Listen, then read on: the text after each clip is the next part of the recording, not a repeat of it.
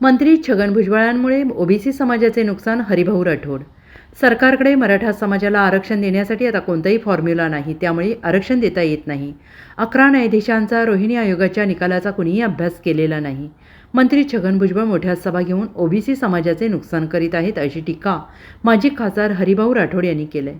उपवर्गीकरण केल्याशिवाय आरक्षण देता येत नाही. ओबीसी नेते अभ्यास न करता भाषणबाजी करत आहेत. टाळ्या घेण्यासाठी सुरू असलेले राजकारण बंद करावे, असा सल्ला माजी खासदार हरिभाऊ राठोड यांनी ओबीसी नेत्यांना दिलेला आहे. आपल्याला माहिती आहे की मराठा आरक्षण फार जटिल प्रश्न झालेला आहे आणि कोणी म्हणतात की ओबीसीला धक्का न लागता देऊ, पण कसं देऊ कोणी नाही सांगत. कोणी म्हणतात 50च्या वरचं देऊ, खालचं देऊ, पण कसं देणार, काय देणार.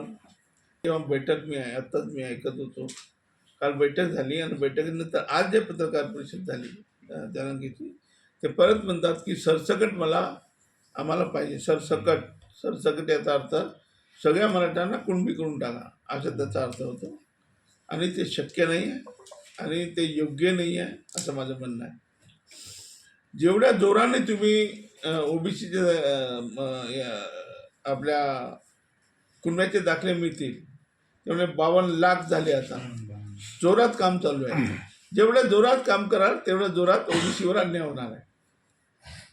त्याच पद्धतीने जेवढ्या जोरात आपला भुजबळ साहेब जे काम करत आहे, जेवढा विरोध करत आहे, तेवढं ते स्वतःच्या ओबीसीवर विरोध करत आहे, म्हणजे ओबीसीचं नुकसान करत आहे. तर या दोघांच्या मधला मार्ग मी काढलेला आहे. मराठा समाजालाही आरक्षण मिळायला पाहिजे आणि ओबीसीचं सुद्धा नुकसान होऊ नये म्हणून ओबीसीचं उपवर्गीकरण ही जी संकल्पना आहे ती माझीच आहे. इथूनच मी घेऊन गेलो. आज देश पातळीवर त्याला मान्यता मिळालेली आहे. आपल्याला आठवत असेल की मी BJPत असताना मान्य अटल बिहारी वाजपेयी आले होते. पंढरपूरला यात्रा होती. 10 लाखांचं धनगर समाज आणि भटक्यांचा मेळावा होता. प्रकाश शंगे त्याचे आयोजक होते, मी सहआयोजक होतो. त्यावेळेस मान्य पंतप्रधानांचं भाषण मी लिहिलं होतं अटल बिहारी वाजपेयीचं. त्यानंतर ही कन्सेप्ट घेऊन तुमच्या अनेक वेळा मी आपल्या इथे पत्रकार परिषद झाली.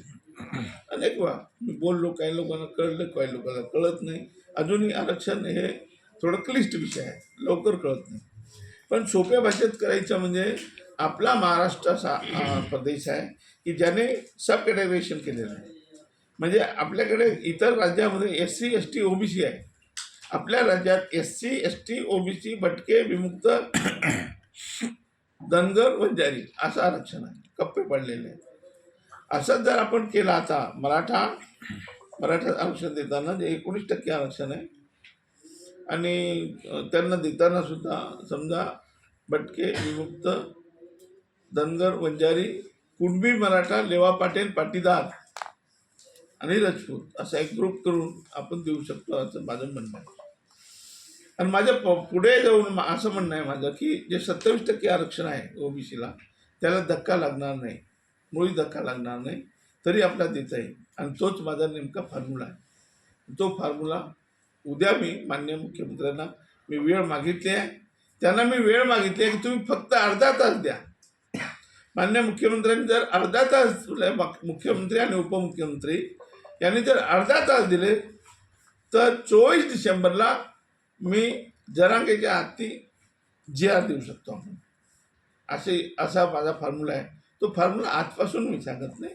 2016 साली जेव्हा आपले चव्हाण साहेब होते, पृथ्वीराज चव्हाण मुख्यमंत्री, त्यावेळेस मी लमसम विरोध केला. मी असं ते टिकणार नाही, 50च्या वर तुम्हाला देता येणार नाही. Bureau report, SBN Marathi, Mumbai.